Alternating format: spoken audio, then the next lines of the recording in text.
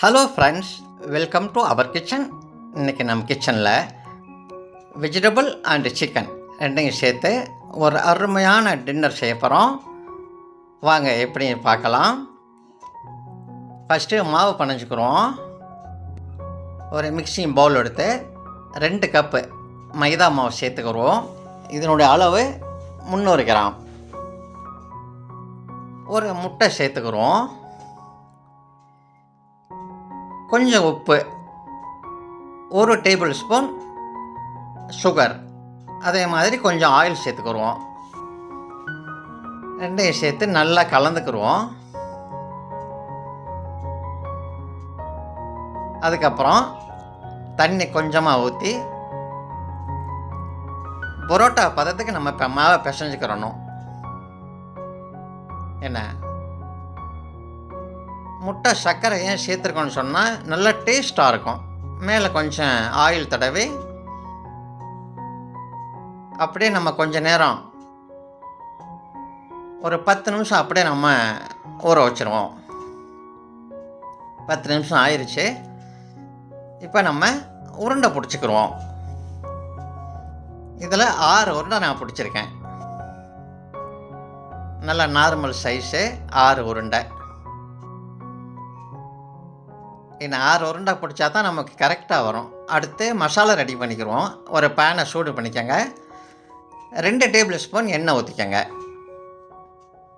Flame வந்து லோவில் இருக்கட்டும். அடுத்து சோம்பு, சீரகம் 2 சேர்த்து 1.5 டீஸ்பூன் சேர்த்துக்கோங்க. அடுத்து ஸ்லைஸாக வெட்டிய வெங்காயம் 1 கப்பு சேர்த்துக்கோங்க. அப்படியே லைட்டாக வதக்குங்க. ரொம்ப நேரம் வேண்டாம், சும்மா அது சாஃப்ட் ஆக மாதிரி வதக்கினா போதும். அதுக்கு தேவையான அளவு உப்பு சேர்த்துக்கங்க. இப்போ அப்படியே கொஞ்சம் நேரம் வதக்குங்க. அடுத்து இஞ்சி பூண்டு பேஸ்ட்டு 1.5 டீஸ்பூன் சேர்த்துக்கங்க. இது அப்படியே கொஞ்சம் நேரம் வதக்கினா போதும். ஒரு நிமிஷம், அந்த பச்சை வாடை போயிடும்.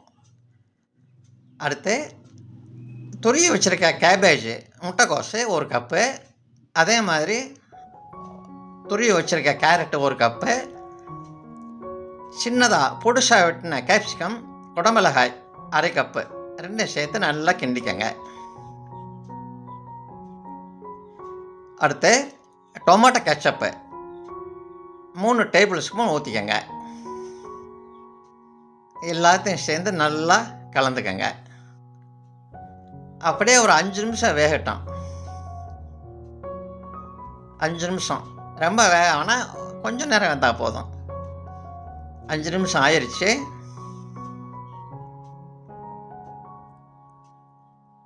அவ்வளோதான். அடுத்து மசாலா சேர்த்துக்கிடுவோம். மஞ்சள் பொடி 1/4 டீஸ்பூன், மிளகாய் 1/2 டீஸ்பூன்,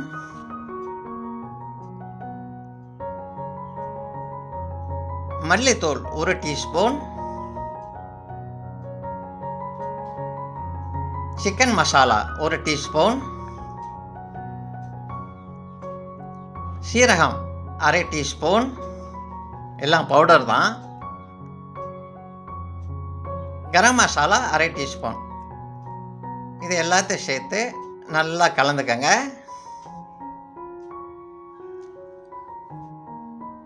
கொஞ்சமாக தண்ணி ஊற்றி ஒரு நிமிஷம் வேக வச்சா போதும். அந்த மசாலா வாடை போகிற வரைக்கும் 1 நிமிஷம் போதும். அடுத்து சிக்கன் 400 கிராம் சேர்த்துக்கிறேன். இதை வந்து நல்லா எலும்பை எடுத்துகிட்டு மிக்சியில் போட்டு லைட்டாக அந்த பல்ஸ் மோடில் வச்சு அரைச்சிருக்கேன். அது சும்மா அதாவது நிமிஷம்லாம் தேவையில்லை, சில வினாடிகள் பல்ஸ் மோடில் அரைச்சா போதும். இந்த மாதிரி அரைஞ்சிரும்.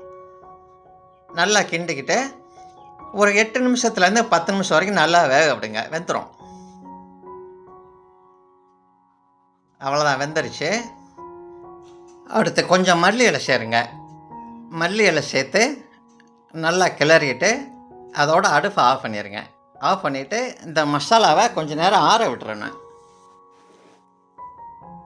கொஞ்சம் நேரம் ஆறுனா போதும். இப்போ அடுத்து மாவை வந்து ரோல் பண்ணிக்கிடுவோம். ஒரு உருண்டை எடுத்து நல்லா பரோட்டா திக்னஸுக்கு இப்போ நல்லா தேய்ச்சிட்டேன். நமக்கு தேவையான அளவு மசாலா மேலே வச்சுக்கோங்க. இப்போ இதை மாதிரி மடிக்கணும். 4 பக்கம் இந்த மாதிரி மடித்து, இந்த பார்த்தீங்களா இந்த மாதிரி மடிக்கணும். தண்ணி எல்லாம் மாவு எதுவும் தேவையில்லை. சும்மா அப்படி மடித்தா ஒட்டிக்கிறோம். இந்த மாதிரி மடக்கி அப்படியே நம்ம பொரிச்சு எடுத்துட வேண்டியதுதான். எண்ணெயை சூடு பண்ணிக்கோங்க. அடுப்பு லோவில் இருக்கட்டும்.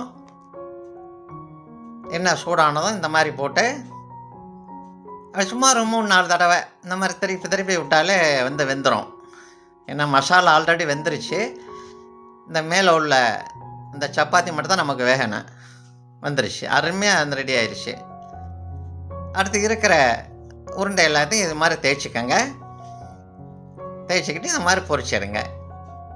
இது ஒரு டேஸ்ட் வேறு லெவலில் இருக்கும். இது எப்படி இருக்குன்னு பாருங்கள், ட்ரை பண்ணி பாருங்கள். பார்த்துட்டு மறக்காமல் கமெண்ட் பண்ணுங்கள், லைக் பண்ணுங்கள், ஷேர் பண்ணுங்கள். வீடியோ பார்த்ததுக்கு ரொம்ப நன்றி. மீண்டும் அடுத்த வீடியோவில் சந்திப்போம்.